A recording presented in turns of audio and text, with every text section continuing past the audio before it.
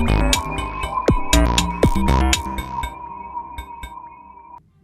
नाज़रीन, हमेशा खुश रहा नहीं जा सकता, लेकिन रहने की कोशिश की जा सकती है।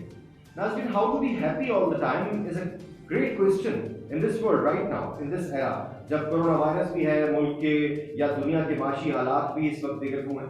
तो हर वक्त इंसान कैसे खुश रह सकता है, इसके लिए मैं आज आपको कुछ 7 पॉइंट्स बताने जा रहा हूं, जिसके बायस अगर आप चाहें तो अपनी जिंदगी को खुश और खुर्रम बना सकते हैं। तो सबसे पहली चीज जो है जनाब, वो गौतम बुद्ध का वो कॉल है। गौतम बुद्ध कहा करता था कि सब्र से बड़ी कोई ताकत नहीं है इस दुनिया में। और अगर हम दीन इस्लाम की बात करें तो हमें भी कहा गया है कि अल्लाह मा साबरीन, अल्लाह सब्र करने वालों के साथ है। तो जिनके साथ अल्लाह है उनको किसी चीज की जरूरत नहीं। तो be patient is the first thing I want to tell you, कि आप अपने सब्र को कायम और दायम रखें। दूसरी चीज खुश रहने के लिए ये है, और हमेशा खुश रहने के लिए, कि आप हमेशा किसी ना किसी तरह से अपनी गुफ्तगू में, अपने मामलात में, अपनी हार में भी पॉजिटिव साइड को देखना मत भूलें, जिसे हम अक्सर brighter side of the picture भी कहते हैं। तो तस्वीर के ब्राइट साइड को देखना मत भूलें। तो जनाब, अगर आप दूध लेकर आते हैं बाजार से और आपसे घर में दूध की थैली गिर जाती है, तो मैं आपको यहाँ पर एक अपने पर्सनल एक्सपीरियंस को शेयर करूंगा। दूध लेकर आया 4 किलो, बच्चे घर में मौजूद थे, फैमिली मौजूद थी, बेगम साहबा ने कहीं दूध की थैली पकड़ी या पतीली, बहरहाल दूध गिर गया। तो जनाब, दूध जमीन पे गिर चुका। कहते हैं कि do not cry over spilled milk. आप बिलीव करें कि इससे कबल मैं ये सोचता था और मैं गुस्सा करता था कि दूध नूर है अल्लाह का, क्यों गिरा है, और बड़ी मेहनत से इंसान कमाता है। लेकिन उस दिन अजीब सी एक डेवलपमेंट मेरे अंदर आई, और मैं बजाय के चीखता चिल्लाता, मुझे फौरन से दिमाग में वही बात जहन में गूंजी कि do not cry over spilled milk. तो मैंने रोने और चीखने चिल्लाने के बजाय एक फैसला किया कि इसी दूध से फायदा उठाया जाए। मैंने अपने बच्चों को कहा कि छोटे छोटे बच्चे हैं मेरे, उनको मैंने कहा कि जनाब अपने अपने कपड़े उतारो और इधर दूध के पास आके बैठ जाओ, क्योंकि वो साफ जगह थी, साफ सुथरी जगह थी। तो दूध के पास बच्चों को बिठाया, और जैसे हम मिसाल देते हैं ना कि दूधो नहाओ और पूतो फलो, तो मैंने अपने बच्चों को नहलाया दूध से।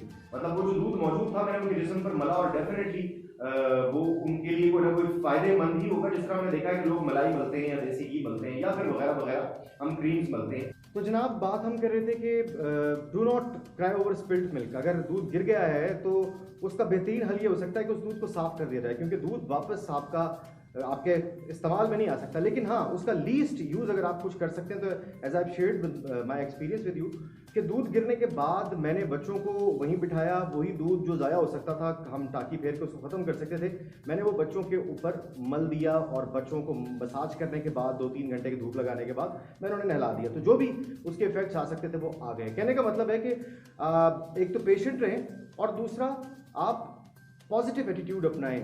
किसी भी नाकामी में से कोई ना कोई कामयाबी का क्लू, कोई ना कोई कामयाबी का रास्ता ज़रूर निकलता है। अच्छा जनाब, इसके बाद हम कुछ बात करेंगे फिजिकल इंटरेक्शन की। ये फिजिकल इंटरेक्शन इतना ज़रूरी है इंसान के लिए कि इसका अंदाज़ा आप कपल से लगा सकते हैं कि हम जब एक दूसरे का हाथ थाम कर बैठते हैं तो एक ख़ास फीलिंग सी आती है। जैसे आप मेडिकल साइंस की लैंग्वेज में बहुत कुछ आप नाम दे सकते हैं। लेकिन अगर आप ये बात देखें कि आपके घर में अगर मौजूद है कोई बिल्ली, या आपके ज़िंदगी में कभी एक्सपीरियंस हुआ है कि बिल्ली आपके पास आई हो, तो आप देखेंगे कि वो आपका लम्स महसूस करने के लिए, सिर्फ आपका लम्स महसूस करने के लिए अपना बॉडी का कोई ना कोई पार्ट आपके जिस्म के साथ टच करके अच्छा महसूस करती है। And I don't know exactly कि वो क्या फीलिंग है उसकी, बट आई फेल्ट, मैंने खुद बजाते खुद रात का ही वाक़ा है कि मैं लेटा था तो मेरी बिल्ली जो है वो मेरी कमर के साथ अचानक से आके मस हुई, और मैं डर गया कि I don't know what is behind me. लेकिन वैसे ही एक बिल्ली की आदत होती है कि वो अपने आप को मसाज करवाना, अपने इंसान का जो लम्स है दरअसल वो उसे बहुत पसंद है। इसी तरह से अगर हम अपने पर्सनल रिलेशनशिप्स में देखें, आपने देखा होगा कि जब भी कोई मामला बहुत ख़राब हो जाता है, बात बढ़ जाती है, तो सबसे पहले हाथ थामा जाता है ताकि अगले बंदे को एहसास दिलाया जा सके कि yes I am with you. लेकिन हकीकत ये है कि वाकई वो इंसान ज़बान से कुछ कहे ना कहे, जो फिजिकल इंटरेक्शन है ये बहुत इंपॉर्टेंट चीज़ है। ना सिर्फ फिजिकल इंटरेक्शन से ही आगे बढ़ते हैं, तो 5वें पॉइंट की तरफ अगर हम बढ़े तो हमें समझ में आती है कि जनाब, ज़िंदगी का बुनियादी जुज़ अगर कोई चीज़ है तो वो एक्सरसाइज है। हर वक्त हमारा खून गर्दिश कर रहा है, right from bottom till top हमारा खून गर्दिश कर रहा है, और अगर हम इसे गर्दिश में ही रखेंगे तो हमारी ज़िंदगी का चरखा भी अच्छी तरीके से चलता रहेगा। कहने का मतलब ये नाज़रीन कि हमें एक्सरसाइज को अपनी ज़िंदगी का हिस्सा बनाना होगा। अब ये ज़रूरी नहीं कि आप डंबल्स उठाकर जनाब पूरा पूरा 1-1 घंटा वहाँ पर बॉडी बिल्डिंग करके और आर्नल्ड श्वार्ज़नेगर जैसे आप मसल्स बनाने शुरू कर दें। नहीं, it is not important for you. अगर आप कोई चैंपियनशिप लड़ने जा रहे हैं तो अलग बात है, लेकिन आपके लिए चंद कदम रोज़ाना, यानी कि कोई एक छोटी सी वॉक, अगर आप जवान हैं तो जॉगिंग, और अगर आप अधेड़ उम्र हैं तो ब्रिस्क वॉक आपके लिए बहुत मुफीद साबित हो सकती है, क्योंकि a healthy mind in a healthy body.